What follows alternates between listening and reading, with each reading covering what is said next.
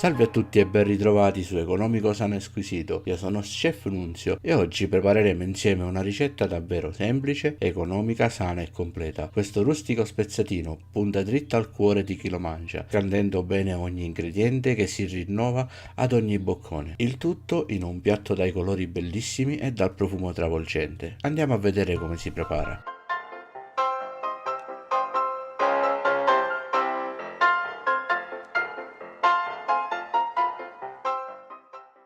Considerato che questa semplice ricetta richiede in sostanza solo due aromi, ne dobbiamo massimizzare la fragranza. Quindi pesteremo il rosmarino e il timo in maniera molto blanda con un pizzico di sale e qualche cucchiaio di olio extravergine d'oliva. L'olio assorbirà la fragranza degli aromi e farà da conduttore durante tutta la marinatura della carne. Lo so, potrebbe sembrare assurdo, ma il cibo spesso ci parla. Infatti, quando ho ordinato al macellaio di tagliarmi una lombata da 1 chilo, la mia intenzione iniziale era quella di fare un arrosto.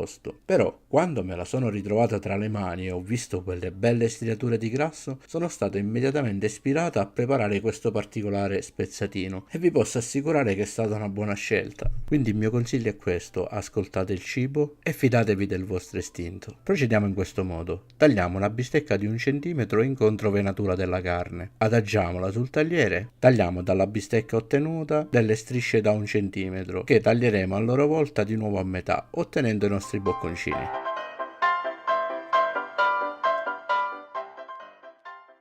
Aggiungiamo ai bocconcini gli odori che abbiamo preparato prima, mescoliamoli e massaggiamo energicamente la carne affinché ne assorba il più possibile l'odore. Alla fine richiudiamola e lasciamola marinare giusto il tempo di preparare gli altri ingredienti. Sbucciamo le patate e tagliamole in 4-6 pezzi. Puliamo le carote, montiamole e tagliamole in rondelle da 1 centimetro circa. Aggiungiamo il sedano e i piselli.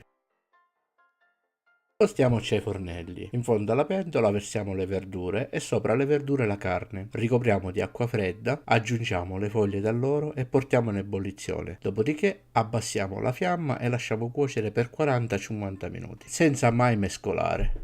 Trascorsi 50 minuti questo è il risultato, ma non abbiamo ancora finito. Vi svelo un piccolo segreto per ottenere qualsiasi spezzatino o qualsiasi carne bollita che sia più leggera, ma soprattutto tenera, che si scioglie in bocca. È semplice. A questo punto spegniamo e lasciamo raffreddare per mezz'ora, 3/4 d'ora. Dopodiché con il mestolo raccogliamo tutto il grasso che si è depositato in alto. In questo modo, sgrassato a nostro piacimento il brodo, riaccendiamo e portiamo in ebollizione. Dopo che inizia l'ebollizione, spegniamo immediatamente e sarà pronto per essere servito. Vi garantisco che con questo sistema qualsiasi tipo di carne, anche la più ostinata, diventerà tenera tanto da poterla tagliare con il cucchiaio. Saliamo il brodo solo alla fine. Mescoliamo con delicatezza e iniziamo a impiattare. Andiamo con il mestolo fino al fondo della pentola, dove si sono depositati soprattutto i piselli. Cerchiamo di tirar su con delicatezza e di prendere un po' tutti gli ingredienti. Disponiamoli in maniera disordinata sul piatto e aggiungiamo un po' di brodo. Spero che questa ricetta semplice, economica e genuina sia stata di vostro gradimento e che il video sia stato piacevole. Come sempre invito i nuovi arrivati a iscriversi se questo progetto vi piace. Ricordo come sempre che sono a vostra completa disposizione se avete una richiesta particolare o semplicemente volete dei consigli o volete darmi dei consigli. Insomma, scrivete nei commenti, la risposta è assicurata. A questo proposito volevo scusarmi se a volte capita che non rispondo. Oggi infatti sono andato a ritroso nei video accorgendomi che alcuni commenti erano sfuggiti alla mia attenzione. Se dovesse capitare vi chiedo scusa in anticipo e vi invito a riscrivere per farmelo notare. Detto questo, Chef Nunzio vi saluta, vi rimanda alla prossima ricetta qui sulla rubrica di Economico Sano e Squisito. Ciao belli!